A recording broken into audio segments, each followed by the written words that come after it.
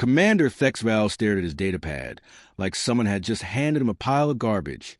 The metallic surface reflected his 4 yellow eyes as he read the orders again, hoping they might change. High Command wanted him to take 12 human soldiers on the most important mission of his career. It made about as much sense as using a broken weapon in battle. The Korthak warrior had spent 20 years fighting across the galaxy. His gray skin bore scars from plasma burns and blade cuts. His mandibles, those sharp jaw pieces that marked his species, clicked together when he got annoyed. Right now, they were clicking a lot. Lieutenant Mordun stepped into command room, his boots echoing on the metal floor. The younger Korthak's orange markings showed he was still learning the ways of war. "Sir, the human ship just connected to our docking bay."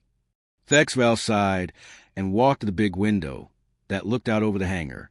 His flagship, the Crimson Blade, was massive even by galactic standards. It could hold 3,000 soldiers and enough weapons to level a small moon. Seeing a tiny human transport attached to it was like watching a mouse try to help an elephant. The human ship's doors opened with a soft hiss. Steam poured out as the atmosphere adjusted. Thexval expected to see monsters step out. The humans had a reputation across the galaxy. Other species whispered about their violence, their refusal to follow the normal rules of war. Some said they were barely civilized animals who had somehow learned to use spaceships. Instead, 12 very ordinary-looking creatures walked down the ramp. They were small, maybe reaching up to Thexval's chest. Their skin was pale pink or brown, covered in simple green uniforms. They carried old-fashioned projectile weapons that fired metal bullets instead of energy beams. Their leader was a woman with short brown hair and calm blue eyes. She walked up to Thexval without any of the formal bowing or saluting that other species used. Instead, she held out her hand, a strange human custom that involved grabbing each other's hands and shaking them. "Captain Kate Miller, Human Defense Corps," she said in accented galactic standard. Her voice was steady and professional. Thexval looked at her hand but didn't take it. His mandibles clicked louder. "Commander Thexval of the Crimson Battalion. Your people have quite a reputation for violent methods." Kate's mouth curved into a smile that didn't reach her eyes. It was the kind of smile that made smart people take a step backward. "Commander, you haven't seen anything yet." The other humans spread out behind her. Their names were simple and unremarkable: Jack, Tom, Ben, Paul, Luke, Mark, John, Peter, Sam, Alex, and Beth. To Thexval's experienced eye, they looked like farmers or factory workers, not soldiers. His own troops were a different story entirely. The Korthak heavy infantry stood 8 feet tall, with natural armor plating and 4 arms each. They could punch through steel with their bare hands. The Zolani snipers had eyes like telescopes that could spot a target from 5 miles away. Their thin bodies were perfectly built for patience and precision. The Hervik demolition experts looked like walking boulders with arms. One of them could lift a small vehicle over their head. Compared to these alien warriors, the humans looked like children playing dress-up in their parents' clothes. "We attack the rebel fortress tomorrow at sunrise," Thexval explained, his voice carrying the authority of someone used to being obeyed. "I'll have my officers brief your team on the mission details, equipment requirements, and tactical formations." Kate shook her head. "Thanks, but we don't need a briefing." The commander's 4 eyes widened. In all his years of service, no soldier had ever turned down a mission briefing. It was like refusing to look at a map before walking through a minefield. "You don't understand," Thexval said slowly, as if talking to a child. "This is a complex military operation against heavily fortified positions. There are specific entry points, timed explosives, coordinated movements." "Commander," Kate interrupted, adjusting the strap on her ancient-looking rifle, "just point us toward the bad guys. We'll figure out the rest as we go." The other humans nodded in agreement. They didn't look worried or excited. They looked like people discussing what to have for dinner. This casual attitude toward deadly combat was unsettling to the alien soldiers watching from nearby. Thexval felt his confidence in this mission dropping like a stone into deep water. These humans were either completely insane or hiding something dangerous beneath their ordinary appearance. Given their reputation, he suspected it might be both. The attack started exactly at 6 in the morning, Galactic time. Thexval had planned everything perfectly. His massive Korthak soldiers would charge forward with their thick armor and 4 powerful arms. The tall, thin Zolani snipers would find high positions and pick off any enemies who tried to escape. The rock-like Hervik engineers would blow up walls and clear paths with their heavy explosives. It was a textbook military assault, the kind they taught at the War Academy. Thexval felt confident as he watched his troops move into position through his tactical display screen. Green dots showed his soldiers advancing in neat lines toward the rebel fortress. Then something impossible happened. The 12 red dots representing the humans just vanished from his screen. "What's going on?" Thexval demanded, tapping his display with a clawed finger. "Where are the humans?" Lieutenant Mordun was frantically checking his own equipment. "Sir, their communication signals are still active, but I can't get a visual on any of them." Before either alien could figure out what was happening, the rebel fortress started exploding. Not the controlled explosions they had planned, but chaotic blasts coming from all over the building. Chunks of metal and concrete flew through the air as sections of the structure collapsed. "They're not hitting our target zones," Mordun reported, his voice filled with confusion. "These explosions are coming from places we didn't even know existed." Thexval stared at his tactical screen in disbelief. His engineering team had spent weeks studying the fortress. They had mapped every wall, every door, every potential weak spot. Yet somehow, the humans were destroying parts of the building that shouldn't have been accessible. Suddenly, Jack's head popped out of a ventilation shaft near the main entrance. The shaft was barely 2 feet wide. Thexval's own engineers had marked it as impossible to use because even the smallest Alani couldn't fit through it. Yet there was Jack, crawling out like it was no big deal. On the other side of the fortress, Tom dropped down from an overhead pipe. He had somehow climbed the smooth exterior wall, without any ropes or equipment. The wall was 30 feet high and designed to be unclimbable. Tom landed softly and immediately started shooting at rebels who were running toward Thexval's forces. Kate's voice came through the radio, calm and clear despite the chaos around her. "Commander, you've got enemy soldiers trying to sneak up on your left side. 3 groups of them, moving through what used to be the power generator room." Thexval looked at his building plans. The generator room was in the center of the fortress, completely sealed off from the outside. "How do you know about the generator room?" "Our scans show it's impossible to access from your position." "It wasn't impossible 10 minutes ago," Kate replied matter-of-factly. "We made a new entrance." The battle that Thexval had expected to last all day was over in less than 40 minutes.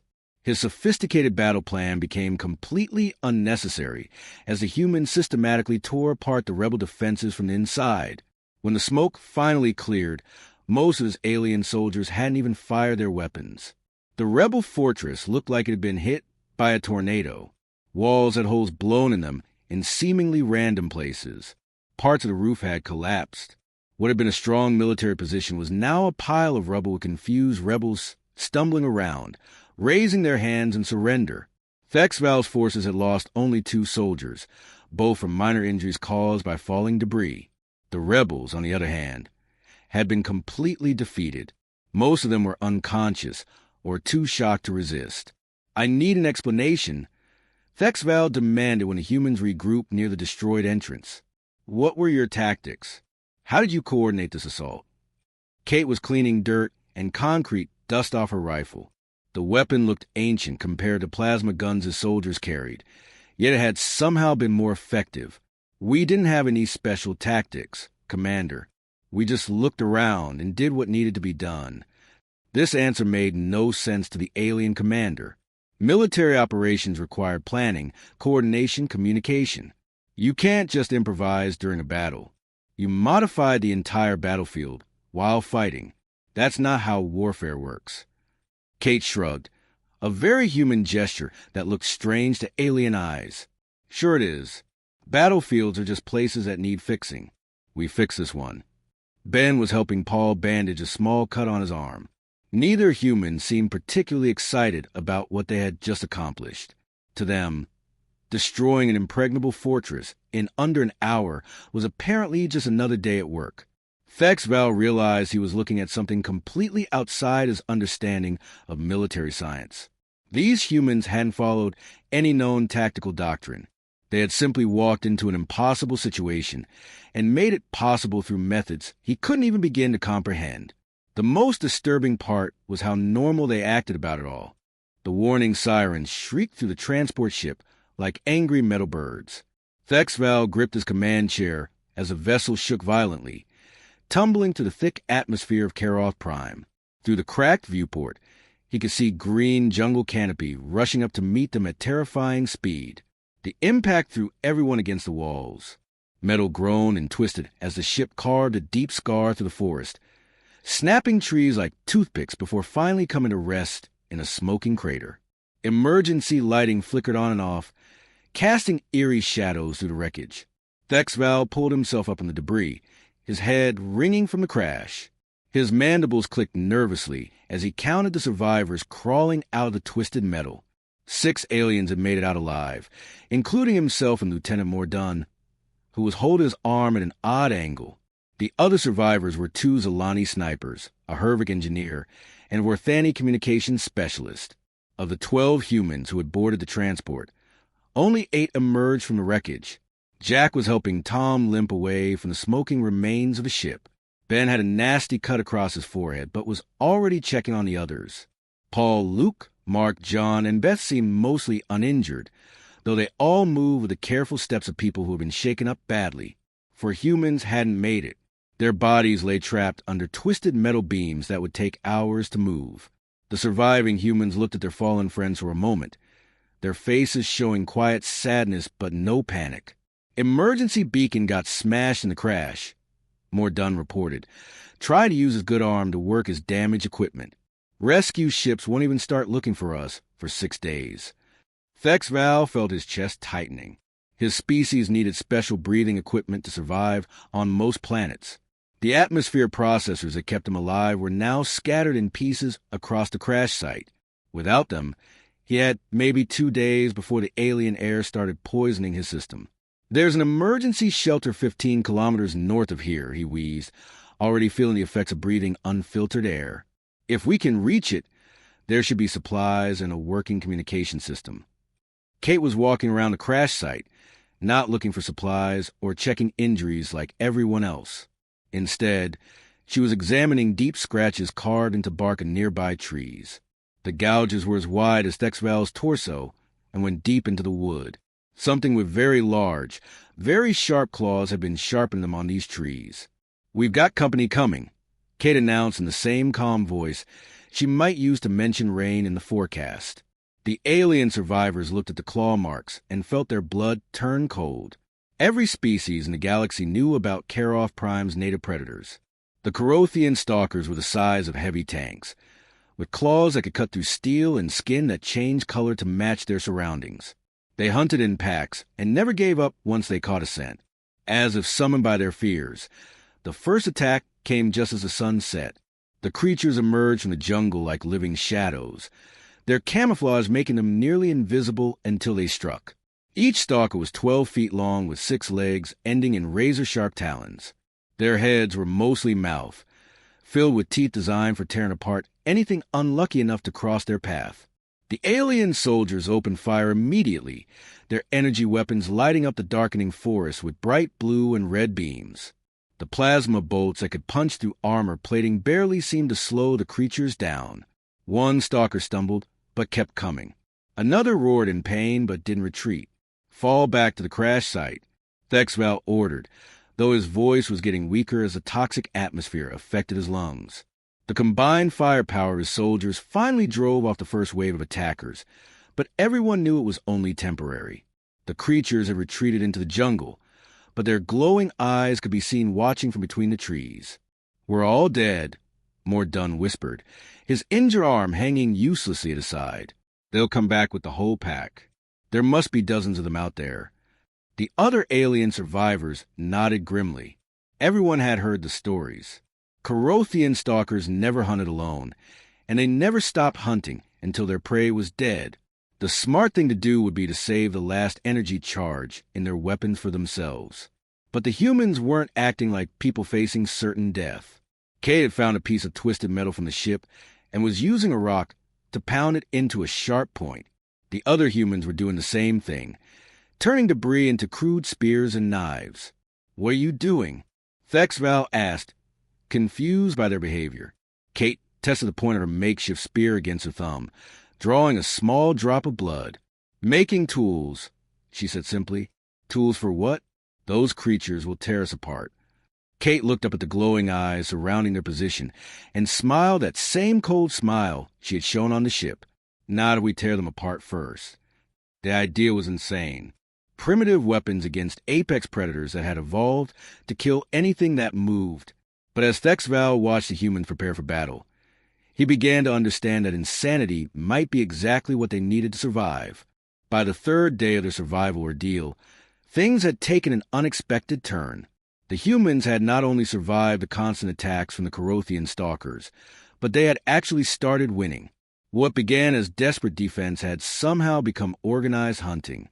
The creatures that had terrorized the galaxy for centuries were now avoiding the crash site entirely. During a supply run to the emergency shelter, they had encountered a small group of rebels trying to salvage equipment from an old outpost. Most of the rebels escaped into the jungle, but one wasn't fast enough. The Vorthani scout now sat tied to a chair in the shelter's makeshift holding area, staring at his captors with undisguised hatred. The Vorthani were known across the galaxy for their mental toughness. They could withstand traditional interrogation methods for weeks without breaking. Their 4 eyes showed intelligence and stubborn determination. This one looked like he would rather die than reveal rebel secrets. Thexval had tried everything he knew. He had offered the prisoner food, water, and medical treatment. He had threatened pain and imprisonment. He had even tried reasoning with the creature, explaining that cooperation would help everyone. Nothing worked. The rebel scout just sat there, breathing slowly and staring straight ahead like a statue. "Let me give it a try," Kate said, pulling up a second chair and sitting down across from the prisoner. Thexval moved to the observation window, curious about what the human might do. He expected threats, maybe violence. Humans had a reputation for brutality after all. Instead, Kate just started talking about completely random things. "You know, back on Earth, we have these things called seasons," she began conversationally. "Right now, it's probably autumn where I grew up. The leaves change colors: red, yellow, orange. They fall off the trees and make this crunching sound when you walk through them." The prisoner's expression didn't change, but Thexval noticed something interesting. The alien's breathing pattern shifted slightly. It was still listening, even though it was trying not to show it. Kate continued talking about Earth weather, describing snow and rain and summer heat. She talked about human foods, pizza, hamburgers, ice cream. She even spent 10 minutes describing the sound of rain hitting a metal roof, how it started as light tapping and built up to a steady drumming. The Vorthani scout kept staring straight ahead, but its 4 eyes were tracking Kate's movements now. After 20 minutes of this seemingly pointless conversation, Kate suddenly changed direction. "I bet you're wondering why I'm sitting here telling you about strawberry jam instead of asking you questions about rebel bases," she said with a slight smile. One of the prisoner's mandibles twitched, just barely. It was the first reaction they had gotten from the creature in 3 days. "It's because I already know what you're thinking about," Kate continued, leaning back in her chair. "You're wondering if your squad made it off this planet before we arrived. You're thinking about whether your family back home got your last message. Maybe there's someone special you were planning to see when this mission was over." Now, the prisoner was definitely listening. All 4 eyes were focused on Kate's face instead of staring at the wall. Kate leaned forward slightly, her voice becoming gentler. "Here's what's going to happen. You're going to tell me where the rebel supply caches are hidden. Not because I'm going to hurt you if you don't, and not because I'm offering you some great reward if you do. You're going to tell me because you're starting to understand that keeping these secrets isn't going to get your people home any faster." The change in the prisoner was remarkable. Its rigid posture relaxed slightly. Its breathing became more natural. For the first time since capture, it looked like a scared individual instead of a defiant soldier. "Your friends are probably already dead or captured," Kate continued matter-of-factly. This war is ending whether you help us or not. The only question is whether it ends quickly and cleanly or drags on for months while more people die on both sides. 23 minutes after Kate had started talking about autumn leaves and pizza, the Vorthani scout was drawing detailed maps of rebel supply locations across 3 different star systems. It marked weapon caches, communication hubs, and safe houses with the precision of someone who desperately wanted the conversation to end. When they left the holding area, Thexval was completely baffled. How did you know about its personal relationships? Do you have intelligence files on individual rebels? Kate shook her head, checking her weapon as they prepared to leave the shelter. I didn't know anything about this specific prisoner, but every intelligent species forms emotional bonds with others. Family, friends, romantic partners, children. Doesn't matter what you call them. Once you find those pressure points, the rest is just conversation. That's impossible. You can't just guess someone's deepest fears and motivations. Sure you can, Kate replied with that unsettling smile. Everyone wants the same basic things. Safety for themselves and the people they care about, purpose in their lives, hope for the future.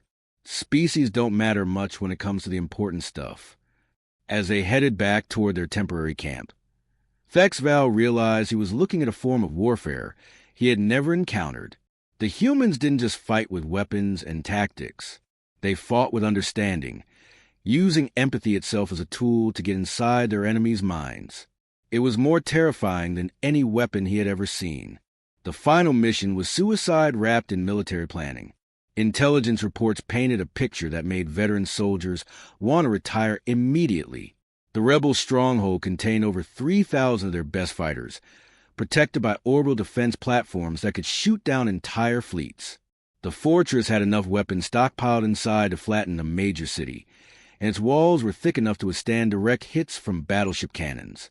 Thexval's remaining force consisted of 47 soldiers. 47 against 3,000. The math was so ridiculous it felt like a joke with a very dark punchline. After weeks of fighting across Karoth Prime, his original battalion had been whittled down to a handful of survivors. Most of his Korthak heavy troops were dead or too injured to fight. Only 2 Zalani snipers remained from his original squad of 12. The Hervik engineers had been reduced to a single demolitions expert who was missing half his left arm. And then there were the humans. 8 of them had survived the crash, the creature attacks, and multiple battles with rebel forces. They looked tired and dirty, their uniforms torn and patched with whatever materials they could find. But their eyes still held that unsettling calm that had disturbed Thexval from the beginning. "We should wait for backup," Lieutenant Mordun advised, his voice heavy with exhaustion. His broken arm had healed crooked, leaving him with limited mobility. "Command is sending 2 more battalions. They'll be here in 6 days. Kate was hunched over a portable scanner, studying the fortress layout with the focused intensity of a hunting animal. The blue glow from the screen reflected off her face, highlighting the new scars she collected during their survival ordeal. "We can't wait. Intelligence says they're moving their high-value prisoners off-planet within the hour. If we let them escape now, this whole operation was pointless." Thexval felt his mandibles clicking nervously. The fortress was built into a mountain, with natural rock formations providing additional protection. Its energy shields could deflect orbital bombardment. Its automated defense turrets had clear lines of sight across miles of open terrain. Approaching it with a full army would be difficult. Attacking it with 47 soldiers was impossible. "The mathematics don't work," he began, trying to explain basic military reality to these insane humans. "The odds against us don't matter," Jack interrupted, checking the ammunition in his ancient projectile rifle. The weapon looked like something from a museum, but Thexval had seen it punch through armor that should have been bulletproof. "We're not here to win some clean victory for the history books. We're here to make sure these rebels lose everything they care about." What happened next defied every principle of warfare that Thexval had learned in 2 decades of military service. The humans didn't attack the fortress. They attacked the idea of the fortress being a safe place to hide. They didn't try to break down the walls or fight through the defenses. Instead, they systematically destroyed everything that made the fortress livable. Tom found a way into the power distribution center and shut down the electrical grid. Ben contaminated the water recycling system, making it produce undrinkable sludge. Luke destroyed the communication rays, cutting the rebels off from the outside galaxy. Paul and Mark worked together to collapse the main ventilation shafts, turning the fortress into a slowly suffocating tomb. John found the sewage processing plant and turned it into a biological nightmare that spread toxic fumes throughout the lower levels. Beth discovered the food storage areas and introduced chemical compounds that made everything edible taste like poison. The fortress remained physically intact. Its walls were unbreached, its weapon systems undamaged, its defensive shields still operational. But none of that mattered when the people inside couldn't breathe clean air, drink safe water, or eat food that wouldn't make them sick. The rebels had two choices: come outside and fight, where Thexval's remaining forces could pick them off with superior firepower, or stay inside and slowly die from dehydration, starvation, and toxic air. Some tried to make desperate runs for escape ships, only to discover that the humans had sabotaged the landing platforms while they were dealing with everything else. After 18 hours of the psychological torture, the rebel commander sent a surrender message. 3,000 elite soldiers, protected by impregnable defenses and overwhelming firepower, gave up to 47 attackers because continuing to fight meant dying slowly in what had become an uninhabitable prison. The surrender ceremony was surreal. Thousands of rebels marched out of their fortress with their hands raised, coughing from the toxic air and stumbling from dehydration. They looked at the tiny force that had defeated them with expressions of confused disbelief. That night, as Thexval prepared his final mission report, he struggled to find words that could explain what he had witnessed. His superior officers would read this document and think he had lost his mind. The idea that humans could defeat overwhelming odds through sheer psychological warfare sounded like fantasy, but he had seen it with his own 4 eyes. He had watched 12 humans, then 8, then 7, accomplish things that should have required armies.